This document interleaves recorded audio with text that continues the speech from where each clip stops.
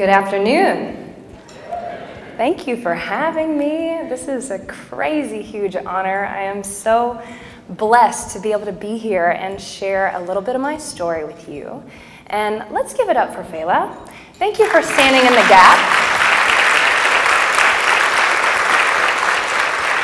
What an incredible woman, seriously, standing in the gap to make opportunity for other people, to make this a little bit of an easier journey. Has anybody had a tough journey so far? Raise your hand. Today I'm going to be sharing a couple of the keys that have helped me in my journey, keep me awake and keep me having a life worth living. So who in here realizes that the only thing for sure in our life is that we only have one chance? Am I going to remind you guys that we have one chance in life? And every single person in this room has more opportunity at your fingertips than 99% of the world. What are you going to do with your one chance at life? We're going to make it count. So for me, I discovered my why at a very young age. I'm really grateful for that. I actually had somebody make me write my eulogy at 18 years old, and that changed everything.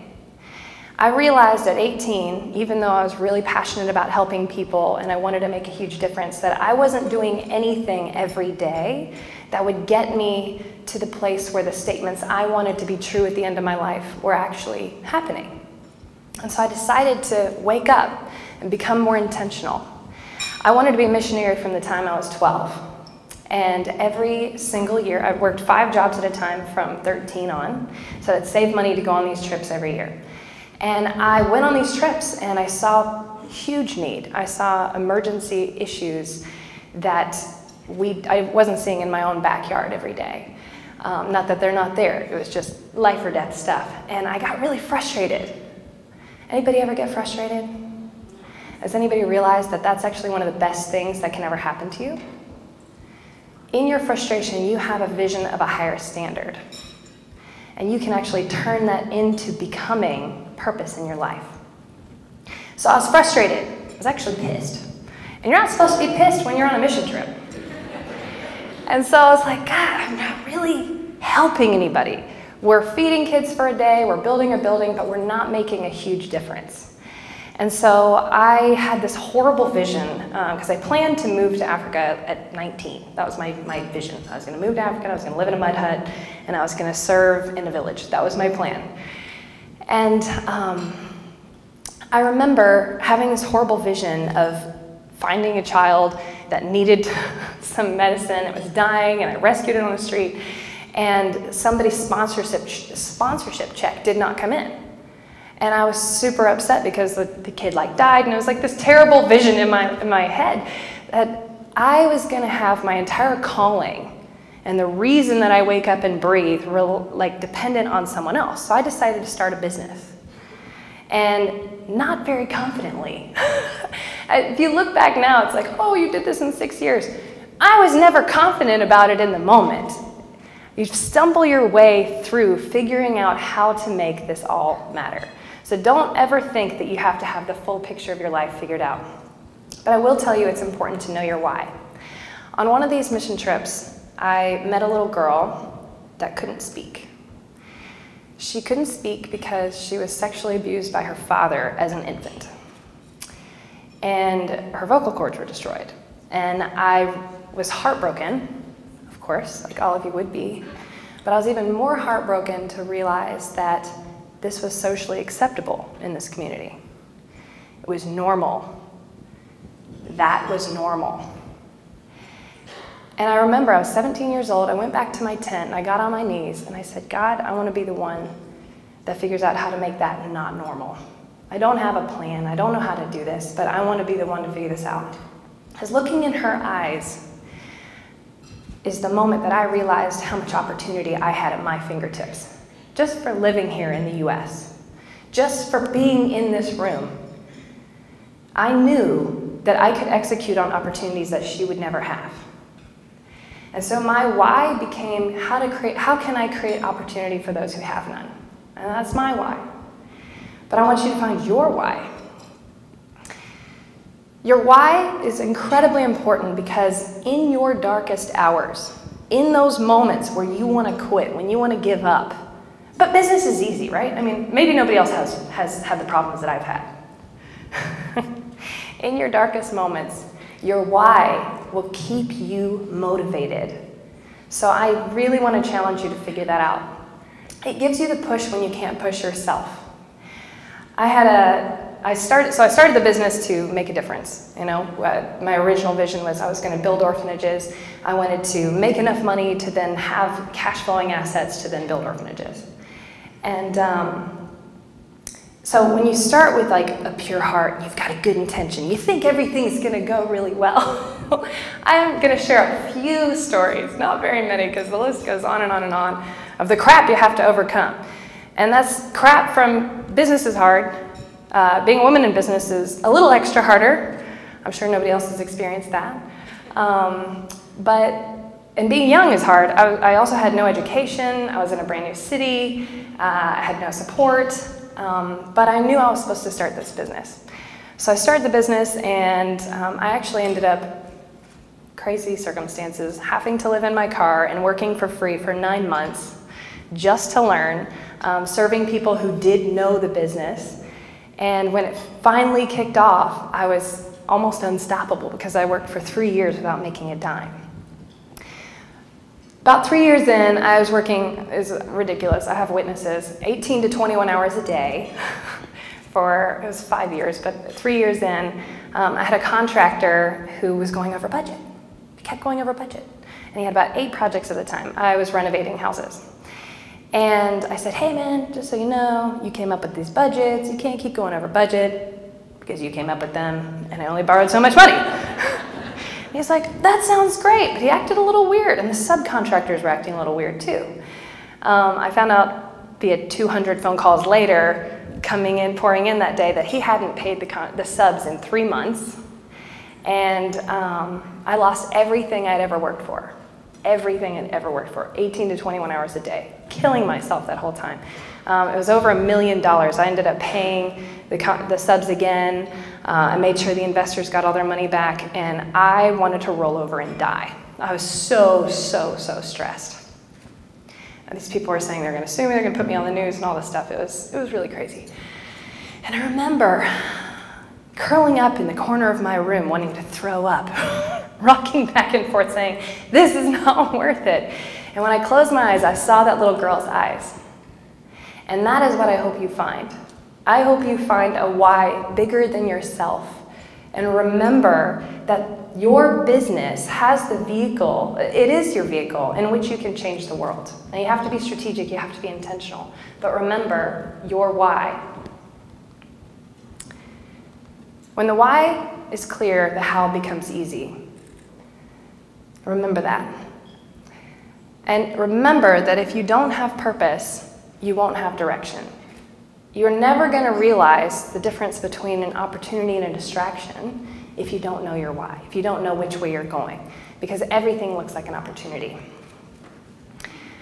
The second key that has helped me stay on track and scale a business and be able to actually become an advisor to presidents of nations now is to form the habits that keep you on track. And for me, I'm an all-in person. I'm either in it or I'm not doing it. I actually did a bodybuilder competition. We've got Whitney Weiser here. She is the promoter of the Nashville Fit Show, the first all-women's bodybuilder competition. And I did it because I want to be completely inundated with, these are the habits I want to have. How can I absolutely force myself into having those? So it's really easy to fall off track. It's really easy to get overwhelmed by the problems or all the things that you don't know. And you can scale when you completely surround yourself. So for me, I've got to have every single thing around me humanly possible reminding me of where I'm going. If not, this has just been too stressful.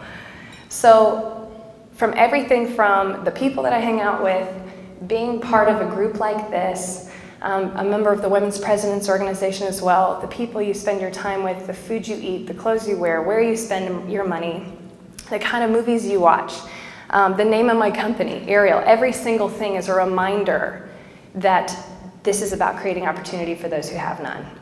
So don't give up, don't give up, don't give up. One of the most important key elements that I've found is to only listen to people you want to be like. Has anybody ever had anyone give them advice? No one? Any loving family member tell you this isn't a good idea, what you're trying to do? Anybody discourage you from being a business owner at all? Oh! There's a lot of voices out there. And the only ones that I have found are worth listening to and actually doing something with are the people that I want to be like. And no person is perfect. Not one person is perfect. They'll always find a really creative way to let you down. So I just find the person in this specific area. I want to be like that person. How are they doing it? How can I copy their habits? What are they listening to? What are they surrounding themselves with? And then I'm going to adapt those principles into my life. Whatever you focus on expands. Remember that where your energy goes, everything is going to grow.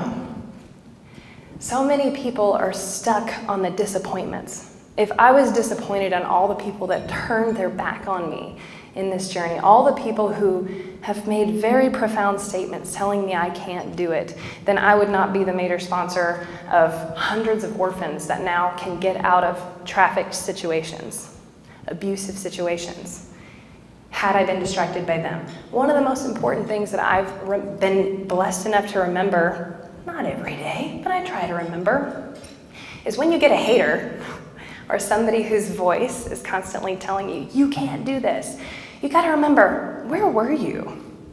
Where were you when I met that little girl? This has never been about you. I have one chance on earth. Whether or not you approve of my day-to-day activities and whether or not you think, based on past, not my capacity and your understanding of what I am capable of in the future, based on your understanding, your limited human understanding, whether or not you believe in me doesn't matter, because it's between me and God. That's all. Remember that whatever you invest in, you will get a return on. I cannot tell you how important that is. What you invest your time, energy in, people, and resources, you're gonna get a return on. And number 3, and most importantly is, and this is where I see people really get knocked out of the game. And I wanna share this stuff with you guys because I really believe in your potential. Transform your pain into passion, and that passion fuels your purpose. Has anyone heard that, oh, use your anger to fuel you? Anyone heard that before? Especially being in a room full of people who have had people do tough things to them, I'm sure, and not necessarily believe in you, based on whatever it is, be it a woman, be it too young, be it your race, be it what your sexual preference, whatever it is, there are gonna be a lot of people who hate on you. That's because you're actually doing something that freaking matters. Remember, if you're not doing something that doesn't matter, nobody's gonna hate on you. So haters are a good thing. I learned that from Elon Musk. So instead of using anger to fuel you and arriving really jaded at the top, really pissed off at the top, this just angry person, again, remember, this hater person had nothing to do with my calling. Doesn't matter if you're in my life or not for this season. You also are never going to, ruin my passion. So my passion is my purpose. My joy is my purpose. My opportunity, my realization to be able to help people is my purpose. A lot of people have not understood that the horrible thing that they've been allowed to go through can help set other people free. So don't waste your pain. Whatever you have overcome, you can actually share those secrets with other people and free them from that same pain. I was talking with a girl earlier today, and someone really special to her lost her brother to gangs. Lost their brother to a gang. And instead of totally melting away into the depression of losing a brother, he has the opportunity to go in and work with these gang members and share with them a better life so that other people don't get to experience that pain. If you've been abused, You can figure out, how did you overcome those abuse? How did you turn that into the fire in which you created this incredible business that creates opportunity for other people? Whatever your pain is, turn it into your purpose. Make it an automatic in your heart that every time something bad happens, you're going to go 10x. Whatever you've overcome, this is a question I used to have all the time for my mentor. I was like, why does God let bad things happen to good people? And you've got to remember that whatever you've overcome is something that you can look back on to create faith that you survived it. You survived that, you can survive the next big thing in your life. If you've overcome that, a lot of times you only see the tip of the iceberg and you're like, oh, it's not that bad. If I've overcome that, I can do that. And then it gives you that strength to know you can keep going.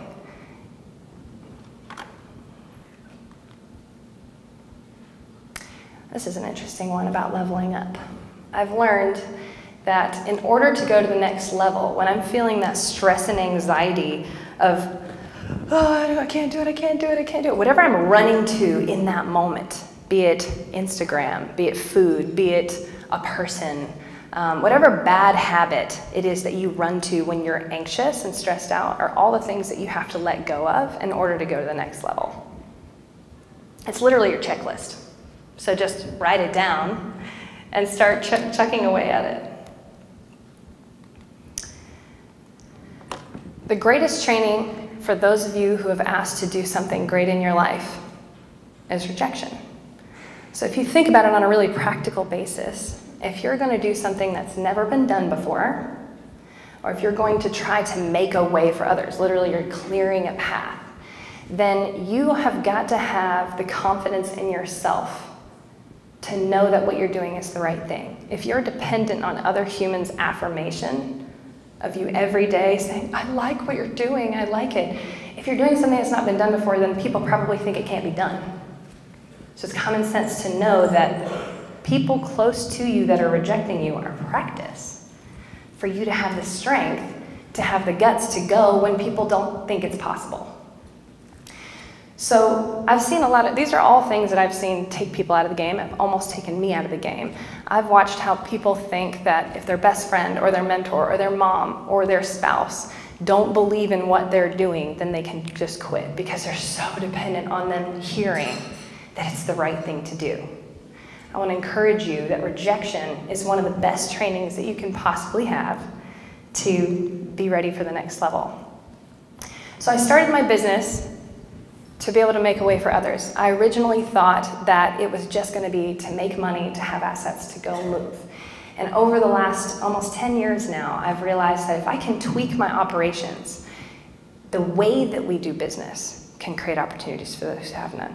I'm pretty impatient. I don't know if anybody else is, but I don't want to wait to make money to then go make a difference. I want to make a difference in every single thing I do. How can I be intentional with the way that we employ our staff, the way that we do projects, the way that we address social needs? How can I be intentional with every single part of what I've been entrusted with, the opportunities that are at my fingertips to make an impact every moment of every day? Maybe I'm just too impatient, but I want to feel purpose every minute. If not, it's like we're all subject to depression. We're all subject to getting lost. If you've ever had those thoughts, it's because you're called to do more.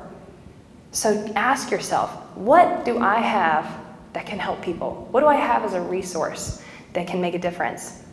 It was really exciting that I've had the opportunity to go do a bunch of relief work after the hurricanes. So I'll back up. Originally started the company to make money to then go make a difference. And then after going overseas over and over again, and this constant journey of saying, how do you actually address the root issue? I saw that we can actually, through real estate development, create a hype. And this hype makes people want to open up businesses around these really impoverished areas. Just by buying land for an orphanage, all the land around us went up in value and this business has moved in because the locals knew that Americans were investing in an area. I'm like, we're building an orphanage.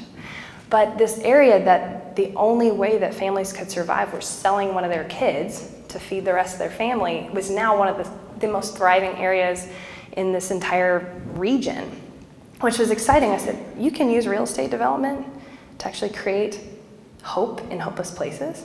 How can we do that in our backyard? How can we mindfully revitalize the urban core? How can we template sustainable recovery?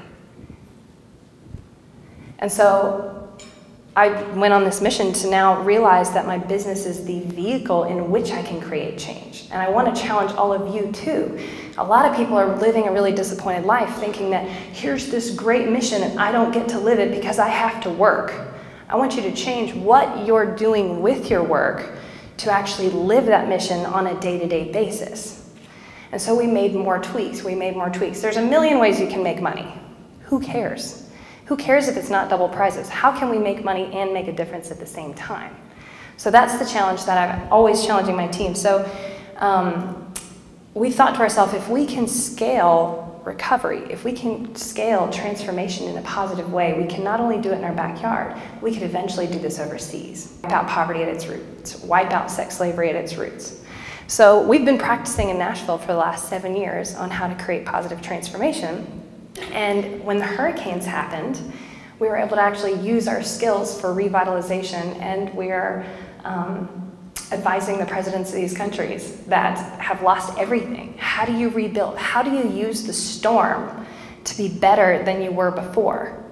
So I just want to encourage you all to find your why, because it's worth it. There are so many people that need you, so many people who don't have what you have access to, that if you're just a little more intentional, not only will you have a life worth living, but you can make a way for people who have none. How to find your why? Really easily, write your eulogy. It sounds morbid, but at the end of your life, it's really clear. All the BS just goes to the bottom, and what's important rises to the top. And if you're not doing what matters every day that leads to the statements you want read at the end of your life, make a couple tweaks. Start today. How can I use my business to be a powerful force for good? And that is what I had to share. Thank you for listening.